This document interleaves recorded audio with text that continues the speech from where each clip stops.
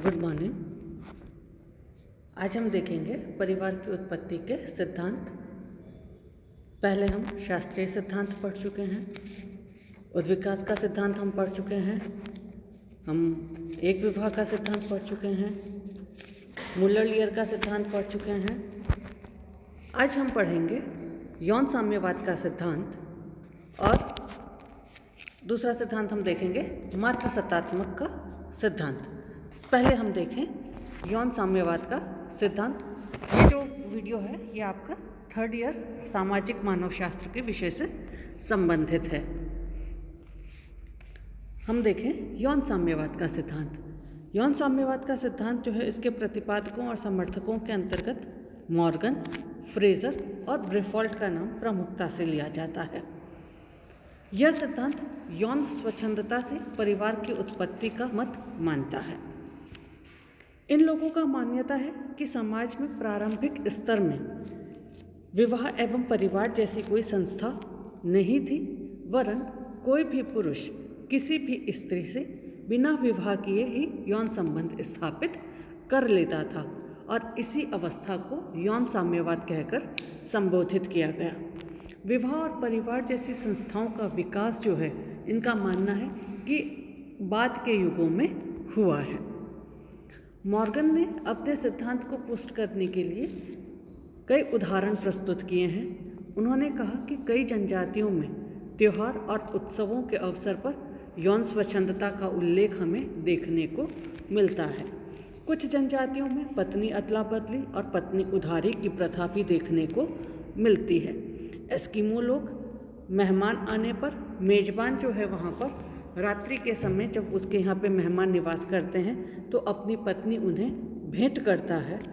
भारतीय जनजातियों के अंतर्गत भी देखा जाए तो कई जनजातियाँ ऐसी हैं जहाँ पर युवा गृह बने हुए हैं, जहाँ पर अविवाहित लड़के और लड़की जो हैं वह साथ में रहते हैं और वहाँ पर जो वैवाहिक संबंध हैं वह बनाने की उनको स्वतंत्रता विद्यमान है।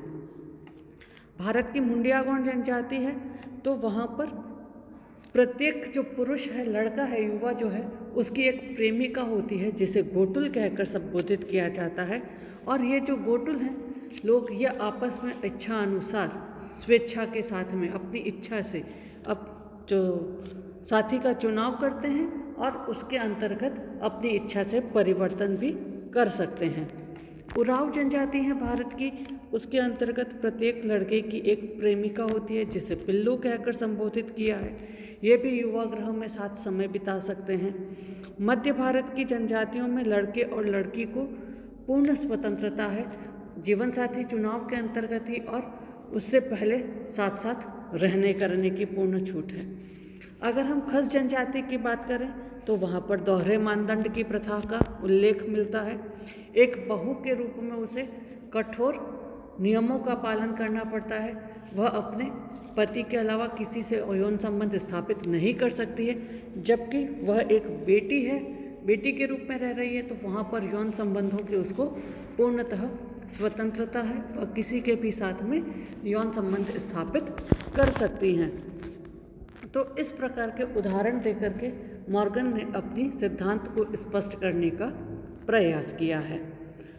और आगे स्पष्ट करने के लिए मॉर्गन कहते हैं कि हम देखें तो जनजातियों के अंतर्गत वर्गात्मक स्वजन शब्दावली जो है उसका प्रयोग किया जाता है।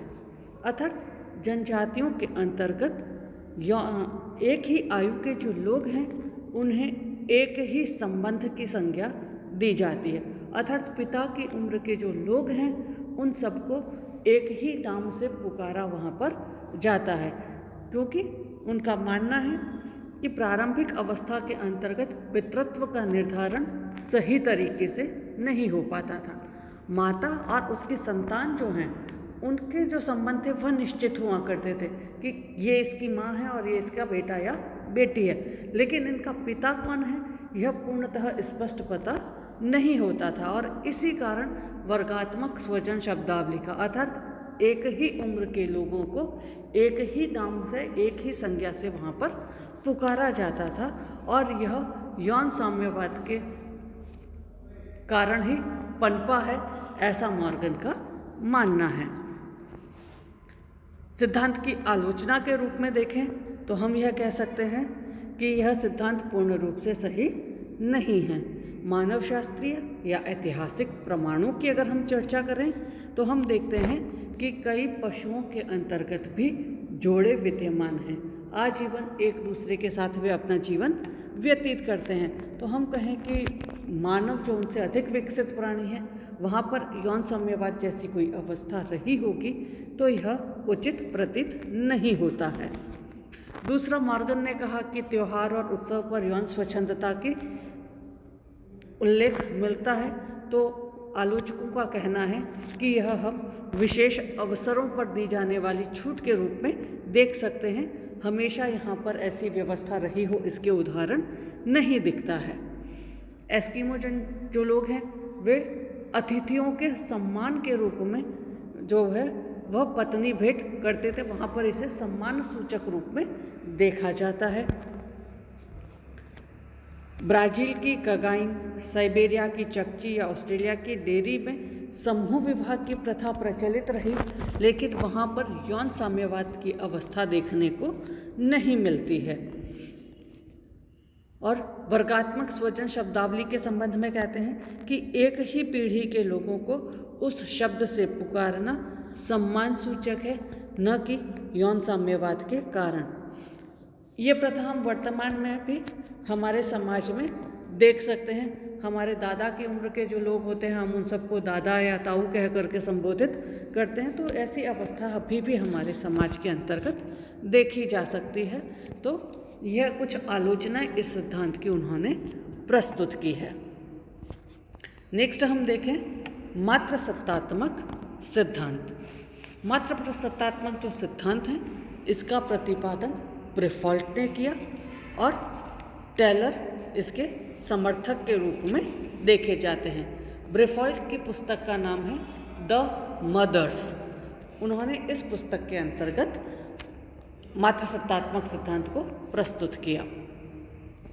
ये जो सिद्धांत ब्रेफॉल्ट ने प्रस्तुत किया, यह एक विवाही सिद्धांत जो कि वेस्टरमार्क द्वारा प्रस्तुत किया गया था, उसकी आलोचना के साथ में आगे आया।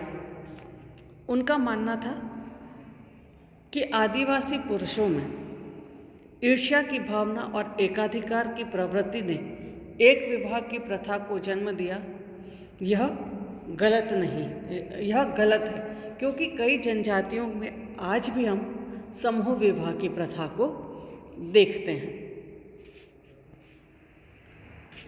ब्रेफॉल्ट का मानना था कि प्रारंभ में बच्चे अधिकतर अपने पिता को नहीं जानते थे, क्योंकि प्रत्येक क्षेत्र में उनका संबंध केवल अपनी माता से होता था, और इसी कारण जो प्रारंभिक परिवार थे वे मात्र सत्तात्मक परिवार के रूप में देखे गए। उन्होंने कहा कि इस समय यौन संबंध अधिक स्पष्ट नहीं थे। स्त्री और पुरुषों के संबंधों की अपेक्षा माँ और बच्चे के जो संबंध थे वे अधिक स्पष्ट थे। पुरुष शिकार की खोज में बाहर चला जाता था और स्थान और दिशा ज्ञान के अभाव में पुनः लौटकर नहीं आता था। अतः परिवार की जो संपूर्ण सत्ता थी वह माता के हाथ में आ गई, और यहीं से मात्र सत्तात्मक परिवारों का जन्म हुआ। बाद की अवस्था में पुरुषों ने अपनी शक्ति का उपयोग कर परिवार की जो सत्ता है वह पुनः अपने हाथ में ले ली, और परिवार का स्वरूप वापस पितृसत्तात्मक हो गया। टायलर का मत है कि प्रारंभिक परिवार जो हैं वे मात्र सत्तात्मक थे। धीरे धीरे मात्र और पितृसत्तात्मक परिवार साथ में चलने लगे, और सभ्यता के विकास के साथ पितृसत्तात्मक परिवारों का पुनः स्थापन हुआ। इस सिद्धांत के जो आलोचक हैं उनका भी मानना है कि विकास के दौरान स्त्रियों की भूमिका महत्वपूर्ण जरूर रही, लेकिन इसी आधार पर हम यह निर्णय ले लें कि स्त्रियां ही परिवार की उत्पत्ति का कारण है, तो यह अनुचित होगा। दूसरी आलोचना हम कहते हैं कि कई सारी जनजातियां ऐसी हैं जिनमें प्रारंभ से ही स्त्रियां कृषि और अन्य कार्यों में सहयोग करती हुई आ रही हैं या उन कार्यों को स्वयं कर रही हैं, लेकिन वहाँ पर परिवार का जो स्वरूप है वह पितृसत्तात्मक रहा है। कुछ जनजातियाँ ऐसी भी हैं जहाँ पर यौन संबंध बहुत अधिक कठोर नियमों के साथ में नहीं जुड़े हैं, लेकिन वहाँ पर भी पितृसत्तात्मक परिवार पाए जाते हैं। तो हम कहें कि केवल संबंधों की अस्पष्टता के कारण मातृसत्तात्मक परिवारों का जन्म हुआ और ऐसे ही परिवार अस्तित्व में आया, तो यह भी उचित प्रतीत नहीं होता है। अर्थात हमने जितने भी सिद्धांत देखे हैं, हम उन सभी सिद्धांतों को अगर देखें तो कोई भी एक सिद्धांत को हम स्पष्ट रूप से नहीं कह सकते कि यह जो सिद्धांत है यह उपयुक्त है और यही एक परिवार की उत्पत्ति के लिए महत्वपूर्ण है, क्योंकि अलग अलग जगहों की व्यवस्थाएं अलग अलग थी, नियम अलग अलग थे, सामाजिक संरचनाएं अलग अलग थी। तो वहाँ पर परिवार और विवाह की जो उत्पत्ति के सिद्धांत हैं वह भी अलग अलग स्वरूप में देखे जाते हैं।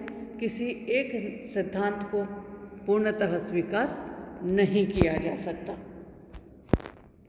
पिछले कुछ वीडियो आप देख रहे हैं तो वो सारे परिवार से संबंधित हैं, और यहाँ पर आज हम परिवार से जो संबंधित पूरा टॉपिक है उसको हम समाप्त कर रहे हैं। Thank you.